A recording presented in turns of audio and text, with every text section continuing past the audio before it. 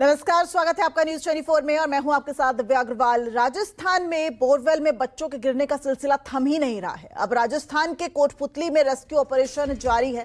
दरअसल एक 3.5 साल की बच्ची चेतना जो है वो सोमवार से 150 फीट गहरे बोरवेल में फंसी हुई है। अब पाइलिंग मशीन से खुदाई कर रही है रेस्क्यू टीम। एनडीआरएफ और एसडीआरएफ के ज्वाइंट ऑपरेशन से रेस्क्यू किया जा रहा है।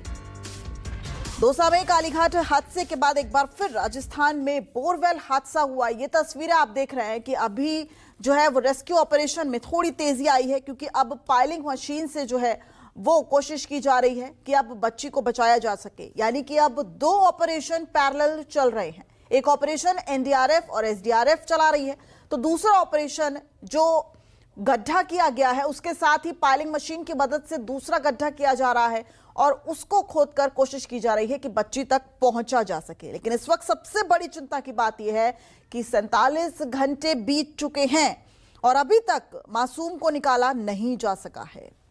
यानी कि बोरवेल में जिंदगी की जंग लड़ रही 3 साल की मासूम चेतना को 47 घंटे की मशक्कत के बाद भी निकाला नहीं जा पाया है। पिछले 47 घंटे से रेस्क्यू ऑपरेशन कर रही एनडीआरएफ और एसडीआरएफ की टीम के प्रयास कारगर नहीं होने के बाद अब पाइलिंग मशीन मंगवाई गई है, जो कि अब सुबह मौके पर पहुंच गई है। जिसके बाद पाइलिंग मशीन से पैरेलली एक सुरंग बनाकर रेस्क्यू करके चेतना को बाहर निकालने की कोशिशें की जा रही हैं। यानी इस वक्त सबसे बड़ी जंग है मासूम को बचाना। इससे पहले भी राजस्थान में कई बार बोरवेल में बच्चे गिरे, कई में सफलता मिली लेकिन कई में असफलता ही मिली, जिसकी वजह से जिंदगी की जंग हार गए। लेकिन इस वक्त पूरा प्रशासन, पूरा तंत्र ये कोशिश कर रहा है कि 3.5 साल की चेतना को बचाया जा सके। तो इस बड़ी खबर पर लगातार बने हुए हैं और इस पर हमारे सहयोगी केजे श्रीवत्सन हमारे साथ लाइव जुड़ गए हैं। केजे, इस वक्त क्या चल रहा है? मासूम को बचाने के लिए पाइलिंग मशीन की मदद ली जा रही है, यानी 2 ऑपरेशन अब एक साथ चल रहे हैं।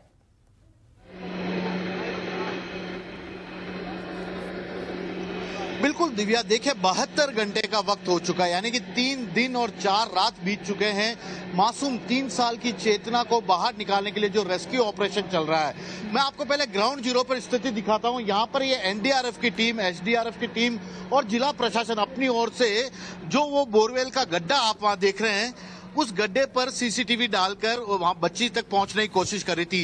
एल और जे हुक के जरिए उसे निकालने की कोशिश की जा रही थी, लेकिन 27 घंटे बाद एनडीआरएफ को पता लगा कि यह विधि कारगर नहीं होगी। तो 27 घंटे बाद बोरवेल में बच्ची के गिरने के बाद इन लोगों ने ये फरीदाबाद से पाइलिंग मशीन मंगाई है और ये पाइलिंग मशीन आप देख रहे हैं कि यहाँ से पैरेलल गड्ढा खुदाया गया है, क्योंकि बोरवेल का गड्ढा जो है 700 फीट गहरा है। 145 फीट पे करीब बच्ची फंसी हुई है और वहां से इस बच्ची को बाहर निकालने की लगातार कोशिश की जा रही है। अब पैरेलल गड्ढा भी खोदा जा चुका है। इसके बाद जो जिस बच्ची बोरवेल में बच्ची गिरी है और जो पैरेलल गड्ढा खोदा गया है, उनके बीच में एक टनल खोदने का काम होगा और उस टनल के जरिए बच्ची तक पहुंचने की कोशिश होगी और उसके बाद अपलिफ्ट किया जाएगा। खास बात यह है कि जो एक्सपर्ट टीम है उन्हें भी यहाँ पर बुलाया गया है। वे यहाँ पर ऑक्सीजन मास्क और तमाम दूसरी सिक्योरिटी सुविधाओं के साथ अंदर जाएंगे और उस बच्ची तक पहुंचने की कोशिश करेंगे पैरेलल बोरवेल के जरिए। तो यहाँ पर ये तमाम चीजें पड़ी है। यहाँ पर देखिए रस्सी पड़ी है, मास्क भी आ गए हैं, सीसीटीवी कैमरा के जरिए तमाम नजर रखी जा रही है। जिला प्रशासन यहाँ पे मौजूद है जो कि हर लॉजिस्टिक सपोर्ट इन लोगों को उपलब्ध कराने की कोशिश कर रहा है। और ये सबसे बड़ी जो चुनौती आई थी दिव्या, ये जो मशीन पाइलिंग मशीन मंगाई थी, इसे फरीदाबाद से मंगाना पड़ा। हालांकि 27 घंटे लेट प्लान बी का उपयोग करना शुरू किया इन्होंने, लेकिन फरीदाबाद से ये मशीन आ गई। इस मशीन में 150 फीट गहरा खड्डा करने की ही क्षमता थी। ऐसे में इस मशीन के लिए भी 10 फीट का नीचे गहरा गड्ढा किया गया ताकि थोड़ा डेप्थ तक पहुंचा जा सके। सवाल 3 साल की मासूम बच्ची का है, क्योंकि 3 रातें बीत चुकी है, चौथा दिन है आज, 72 घंटे से ज्यादा का वक्त बीत चुका है।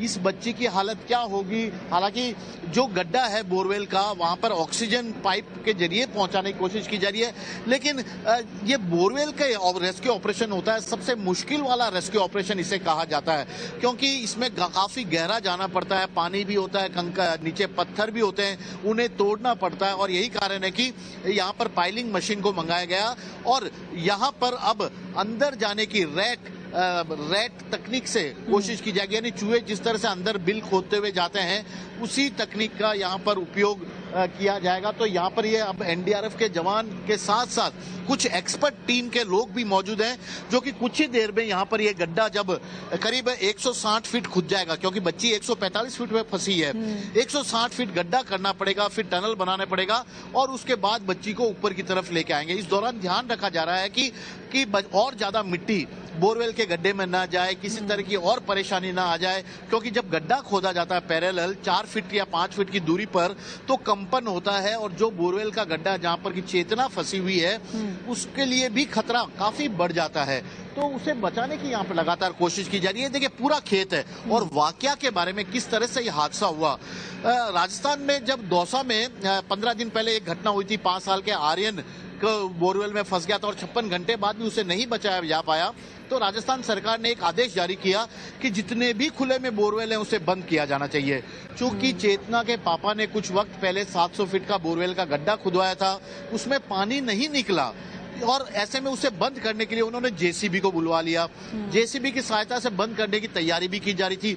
उससे पहले जिस बोरवेल को खुदवाया था उसमें से जो लोहे प्लास्टिक की पाइप है उसे निकालने का लालच, क्योंकि वो सबसे ज्यादा महंगे भी होते हैं, तो इन्होंने सोचा कि जब 700 फीट पे पानी नहीं निकला दूसरी जगह बोरवेल खुदवाना पड़ेगा, तो उससे पाइप को निकलवाया जा रहा था। और उस वक्त लंच टाइम पे जेसीबी के लोग और जो यहाँ काम कर रहे थे उन्होंने खाना खाने के लिए इस जगह से थोड़ा आगे चले गए थे। अच्छा, ये चेतना 3 साल की बच्ची है, उसकी बड़ी बहन 9 साल की है। वो स्कूल से आई और इस जगह पर देखने के लिए आई थी दिन भर घर के पीछे क्या हो रहा था, और उसी दौरान चेतना का हाथ फिसल गया और बोरवेल के गड्ढे में जा गिरी। तो ये घटना थी। उसके बाद इसे तमाम तरीके से निकालने की कोशिश की। एसडीआरएफ, एनडीआरएफ, सिविल डिफेंस, जैसे आप बता रहे हैं कि मौके पर जो है वो मेडिकल टीम मौजूद है, तो चिकित्सक मौजूद हैं, लेकिन क्या कैमरे से कोई तस्वीर अभी तक आ सकी है ऐसी संतोषजनक जिससे पता लगाया जा सके कि चेतना अभी स्वस्थ है या नहीं? कोई मूवमेंट की ऐसी कोई तस्वीर?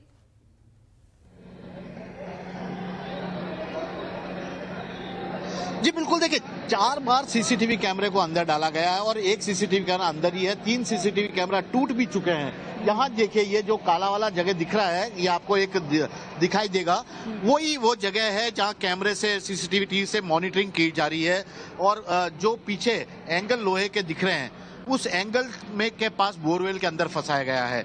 तो ये जो प्लान ए था ये पूरी तरह विफल हो गया, क्योंकि इससे निकाला जाना संभव नहीं है। तो प्लान बी के तहत यहाँ पर अब देखिए कि जो पाइलिंग मशीन है उसके लिए भी 10 से 12 फीट गहरा गड्ढा खोदा गया है और इसी गड्ढे में इस मशीन को उतारा गया ताकि और डेप्थ में खुदाई की जा सके। और अब उसी का खुदाई का काम जारी है और जिला प्रशासन की टीम यहाँ मौजूद है। लेकिन बच्ची के शरीर में 3 दिन बाद अब कोई हरकत दिखाई नहीं दे रही है। इन अधिकारियों से जब पूछा गया कि बच्ची की कंडीशन कैसी है तो उनका यह कहना है कि शायद बेहोश होगी वो, इस तरह की पूरी जो हरकत है, क्योंकि गड्ढे में जब इतना वक्त कोई रहता है तो मासूम बच्ची है तो बेहोश होगी, लेकिन हम उसे निकालने की कोशिश कर रहे हैं। सवाल सबसे बड़ा दिव्या यही है कि आपको 27 घंटे बाद प्लान बी की याद कैसे आई? यदि दोनों प्लान ए और बी यानी कि पाइलिंग मशीन और हाथ से निकालने की जो टेक्निक है उससे इस बच्ची को निकालने की कोशिश एक साथ शुरू हो जाती तो शायद ये जो 72 घंटे का वक्त लग रहा है, अभी और भी लगने वाला है वक्त तो यहाँ पर, क्योंकि ऐसा कह रहे हैं कि रात से पहले शायद ये रेस्क्यू ऑपरेशन पूरी तरह खत्म नहीं होगा, लेकिन आज खत्म हो जाएगा ऐसी बात ये लोग कह रहे हैं। कोशिश अपने ओर से जारी है, सवाल कई सारे हैं, प्रशासन तमाम तरह की लॉजिस्टिक सपोर्ट इन लोगों को मुहैया कराया जा रहा है, लेकिन जो ग्राउंड की तस्वीर बता रही है, लोगों के चेहरे पर चिंता बता रही है, वो शायद लगातार बढ़ती जा रही है। हर पल हर इंच चुनौतियां बहुत ज्यादा है। इन लोगों ने एक मैप भी तैयार कर लिया है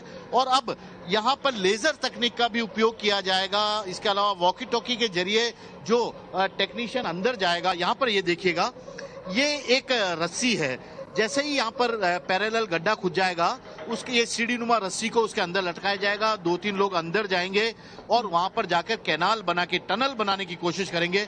टनल बनाकर पाइलिंग मशीन से जो अभी खुदाई हो रही है और जो बोरवेल का गड्ढा है उसके बीच में एक रास्ता बनाने की कोशिश की जाएगी और उसके बाद बच्ची को ऊपर लाने की कोशिश की जाएगी। ये गांव के लोग हैं, इन लोगों को भी थोड़ा दूर रखा गया है यहाँ से कि वे पास ना आए, क्योंकि पास आने पर शायद कामकाज बाधित हो सकता है। तो प्रशासन अपनी ओर से जुड़ा हुआ है, एनडीआरएफ अपनी ओर से जुटी हुई है इस पूरे रेस्क्यू ऑपरेशन में हर पल पर। ये देखिए जिला प्रशासन के अधिकारी, एनडीआरएफ के जो टेक्नीशियन है, वहां बैठकर एक फाइनल स्टेज का जो रेस्क्यू ऑपरेशन कुछ ही देर में शुरू होने वाला है, उसके लिए एक मैप बना रहे हैं। और उसके बाद वो जो डॉक्टरों की टीम भी है, एम्बुलेंस भी है, जैसे ही बच्ची को बाहर निकाला जाएगा तत्काल उसे यहाँ से अस्पताल ले जाया जाएगा। तो सभी लोग अपने अपने काम को अंजाम देने के लिए पूरी तरह यहाँ मुस्तैद नजर आ रहे हैं। लेकिन सवाल है कि आपने प्लान ए और प्लान बी को एक साथ एग्जीक्यूट क्यों नहीं किया? प्लान बी के लिए फरीदाबाद से आपको पाइलिंग मशीन मंगानी पड़ी है, उसमें कितना वक्त लग गया? यानी कि करीब 35 घंटे आप लेट हो चुके थे प्लान बी को एग्जीक्यूट करने के लिए। और उस बच्ची पर उस वक्त दौरान क्या बीत रही होगी जो 145 फीट गहरे खड्डे में है, उसके माँ बाप की हालत कितनी परेशान वाली होगी। लेकिन फिलहाल तो ये कहा जा सकता है कि सब अपनी ओर से कोशिश कर रहे हैं एक अच्छे अंजाम के लिए, जल्दी से जल्दी सफलतापूर्वक इस रेस्क्यू ऑपरेशन के खत्म होने के लिए बच्ची के सकुशल बाहर निकलने की प्रार्थनाएं भी हो रही है। दिव्या, बहुत बहुत शुक्रिया शिवत्सन इस पूरी जानकारी के लिए। अभी भी आप इससे अपडेट लेते रहेंगे, आप नजर बनाए रखिए। लेकिन इस वक्त सब दुआ कर रहे हैं कि 3.5 साल की चेतना को बचाया जा सके, क्योंकि प्लान बी 27 घंटे बाद एग्जीक्यूट किया गया, वो भी तब जब राजस्थान में 5 से 6 हादसे हो चुके हैं। फिलहाल रुकते एक बहुत छोटे ब्रेक के लिए, लेकिन जल्द हाजिर होंगे कुछ और बड़ी खबरों के साथ। देखते रहिए न्यूज़ 24। निष्पक्ष मतलब न्यूज़ 24।